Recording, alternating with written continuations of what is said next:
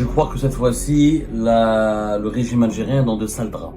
Puisque cette fois-ci, ce n'est pas un journaliste, ce n'est pas un organe de presse, c'est une source officielle, c'est l'AFP, l'agence France Presse, et elle cite un rapport de la DGSI française, de la Direction Générale de la Sécurité Intérieure, qui incrimine le premier secrétaire de l'ambassade d'Algérie à Paris dans l'enlèvement et la séquestration d'MLDZ qui est intervenu fin avril 2024. L'AFP a appris mardi de sources proches du dossier que la DGSI met en cause un quatrième protagoniste, SS, présenté comme un officier algérien de la DGDSE, c'est-à-dire la DDSE, un service de renseignement de ce pays, et cet homme est âgé de 36 ans. Le premier secrétaire de l'ambassade d'Algérie à Paris, âgé de 36 ans, est officiellement cité et inculpé dans l'affaire MLDZ. Cette information de l'AFP, pourquoi elle est importante? Parce que l'AFP, encore une fois, c'est une source officielle. C'est une agence publique qui est liée à l'État français. L'AFP, c'est la voix officielle de l'État français. Je crois que cette fois-ci, le régime algérien est dans de sales draps.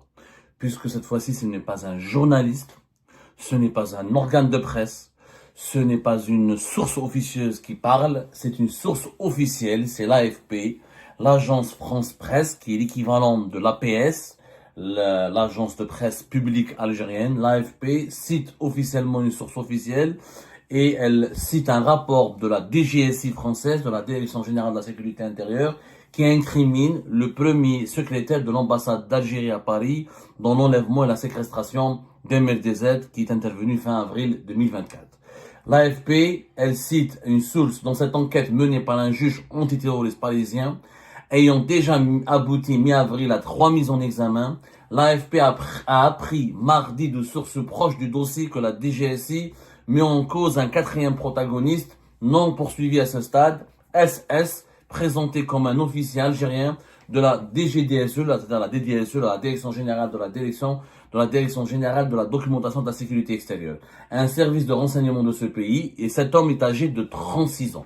Le premier secrétaire de l'ambassade d'Algérie à Paris, âgé de 36 ans, est officiellement cité et inculpé dans l'affaire MLDZ. Alors, j'explique, il faut être très prudent pour le moment. L'AFP ne cite pas des sources judiciaires. Elle cite un rapport de la DGSI qui a été transmis à un juge d'instruction du tribunal du parquet national antiterroriste. Voilà, un juge d'instruction a obtenu un rapport de la DGSI, de la Direction Générale de la Sécurité Intérieure, qui incrimine et qui met en cause le premier secrétaire de l'ambassade d'Algérie, et âgé de 36 ans, un jeune de 36 ans, avec ses initiales SS, et qui est accusé par ce rapport de la DGSI d'avoir joué un rôle important dans le kidnapping et l'enlèvement des MLDZ.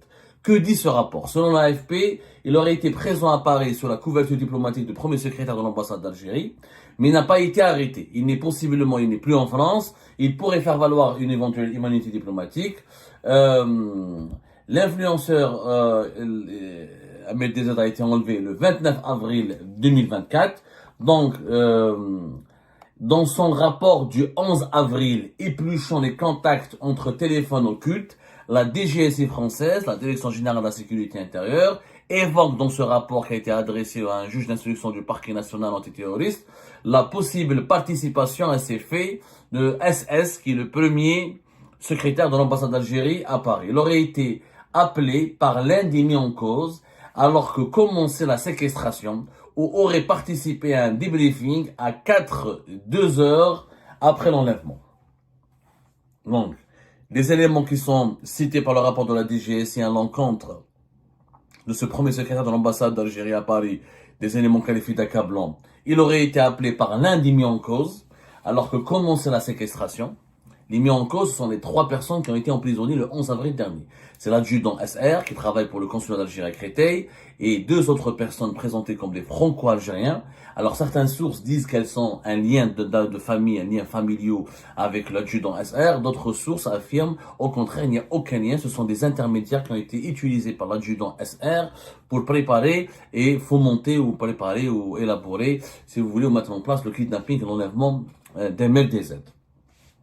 Donc, d'autres éléments ont été cités par ce rapport de la DGSI. SS a aussi retiré cette nuit, la nuit de l'enlèvement d'MLDZ, de la séquestration d'MLDZ, le 29 avril 2024, à la banque 2000 euros en espèces. Alors qu'MLDZ a entendu, Amir Boukhol, MLDZ a entendu ces deux gardes compter sur une rémunération de 1000 euros chacun.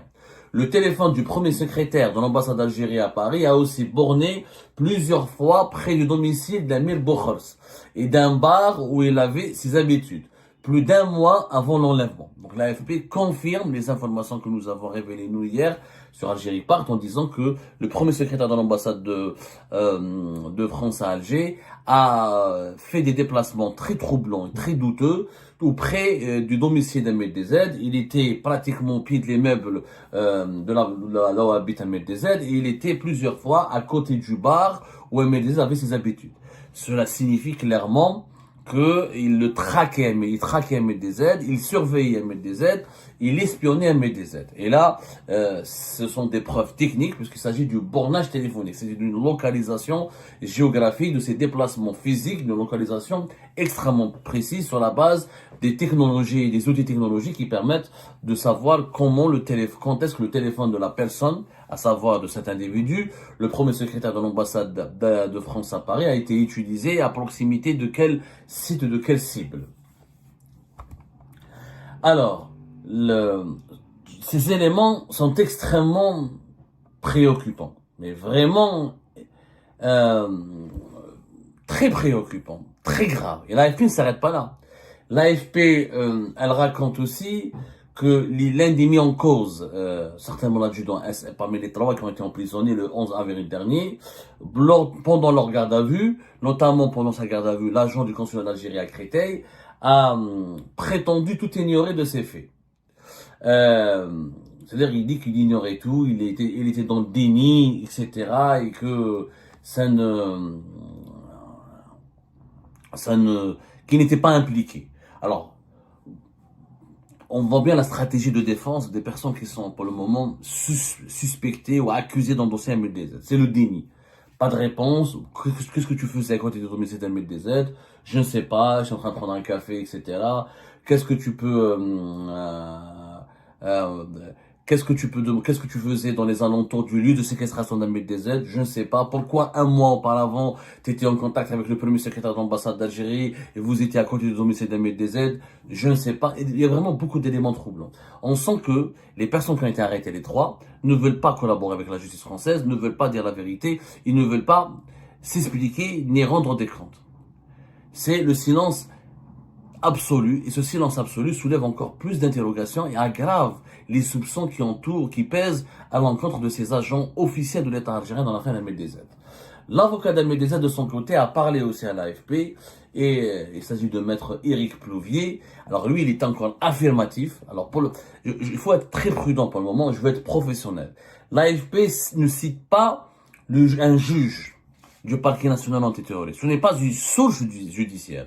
L'AFP, c'est une source sécuritaire. L'AFP parle d'un rapport de la DGSI, de la Direction Générale de la Sécurité Intérieure, qui met en cause le premier secrétaire de l'ambassade d'Algérie à Paris.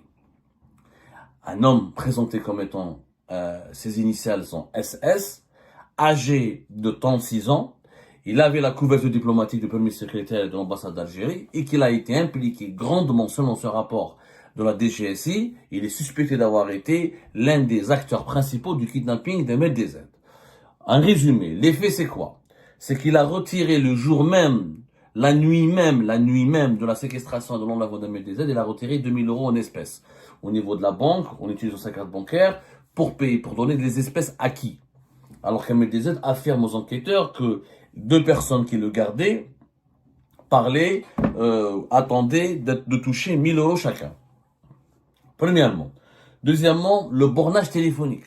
La localisation précise du téléphone du premier secrétaire de l'ambassade d'Algérie à Paris. Il a été retrouvé, il a été localisé un mois auparavant à plusieurs reprises auprès du domicile MLDZ, auprès d'un bar, d'un café à un bar où MLDZ avait ses habitudes, il avait l'habitude de s'asseoir et de s'attabler.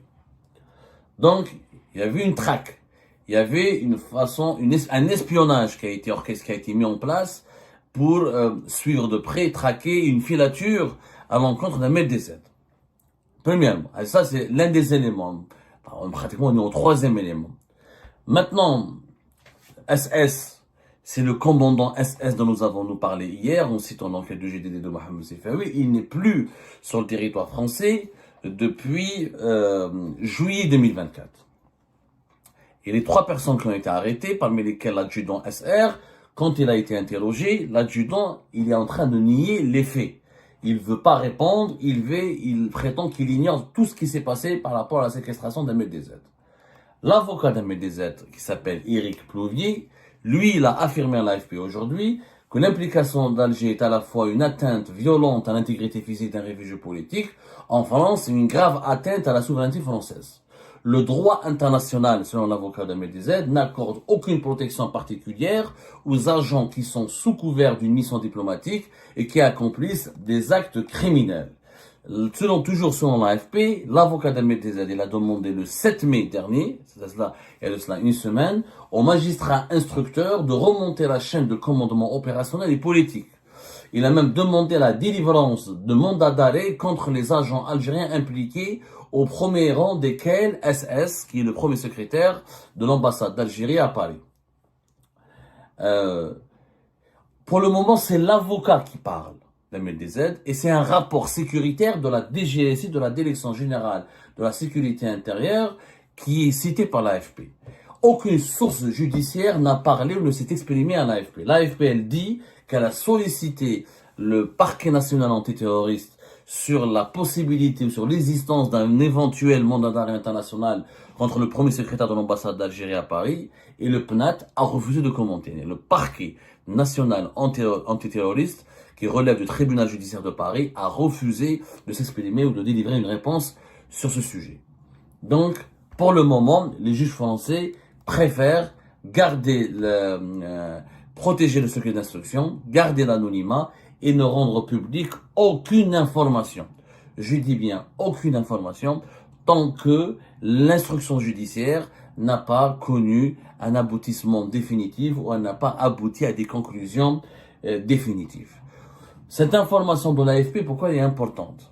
Parce que l'AFP, encore une fois, c'est une source officielle. C'est une agence publique qui est liée à l'État français. C'est l'équivalent de l'APS. Bon, c'est pas le même fonctionnement. L'AFP, elle a une indépendance éditoriale. Absolument, elle est beaucoup plus importante, elle est beaucoup plus, on va dire, beaucoup plus concrète, elle est beaucoup plus réelle, beaucoup plus sérieuse que l'indépendance éditoriale de l'APS. L'APS n'a aucune, je dis bien, elle n'a aucune indépendance éditoriale. L'APS, elle est reliée au régime algérien et elle se contente uniquement de reproduire et de diffuser des communiqués ou des informations qui lui sont communiquées par des autorités algériennes ou par des sources officielles au sein des autorités algériennes. L'AFP, c'est l'une des plus grandes agences de presse au monde, avec Reuters, avec AP, Associated Press. C'est considéré parmi les 3 grandes agences de presse au monde. Donc elle est présente dans 150 pays. Donc c'est une source extrêmement fiable d'informations.